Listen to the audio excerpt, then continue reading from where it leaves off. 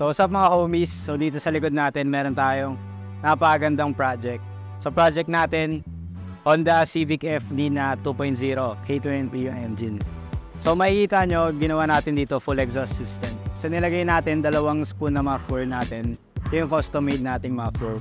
So yung expect nating tunog dito, medyo bassy, saktong tunog dun sa sobrang ingay. So buong buo yung magiging tunog niyan. So dahil nga K20 or 2.0, ginawa nating pipe dito 2.5 inches. So hindi siya yung typical ng FD natin na 1.8 dahil dos lang yung ginagamit natin. So dito mas matataba yung tubo mo gagamitin natin. So makikita nyo, napaganda ng mga fitment natin, so walang sasayad. Sigurado yan kahit mag-lowered si boss sa katagalan o mapag-decidean ni boss na mag-lower ng kotse, hindi sasayad yung exhaust system niya. So syempre dito naglagay pa rin tayo ng pinaka-resonator natin dahil kailangan to sa back pressure na sasamayan. Kahit na malakas yung makina, dapat may resonator pa rin kasi yung stock mayroong resonator, so hindi natin siya tatanggalin. Papalitan lang natin siya ng mas maganda. Makikita nyo, naglagay tayo ng flexible pipe para to sa separation ng headers sa exhaust system.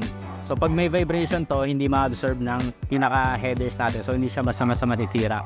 So yun yung kailangan natin sa mga exhaust system. So mapapansin nyo, yung mga sensor natin nandito pa rin. So para walang check engine, para hindi magloko yung engine, so dapat andyan pa rin siya sa tamang placement. So may pansin nyo dito, hindi ito yung turbine headers natin, nagtanggal tayo ng catalytic converter. Magre-result siya ng mas mabilis na performance, bibilis yung hatak, at syempre titipin sa gas kasi hindi na siya restricted tulad ng stock. So titingnan natin yung ginawa natin sa harapan. So ito yung ginawa natin sa kanyang air intake system. So syempre makikita nyo, ito yung stainless na pipe natin. Gawang notorious yan. In stainless 304, syempre yung saktong-sakto dito yung size para sa K20 na FD.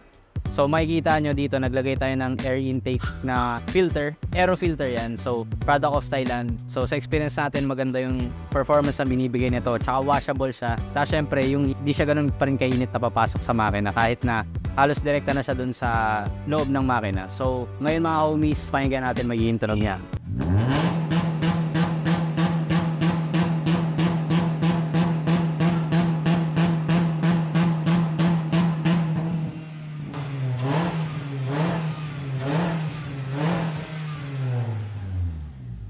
Ako nga pala yung tropa ng may-ari. Quality, malakas, tsaka base siya.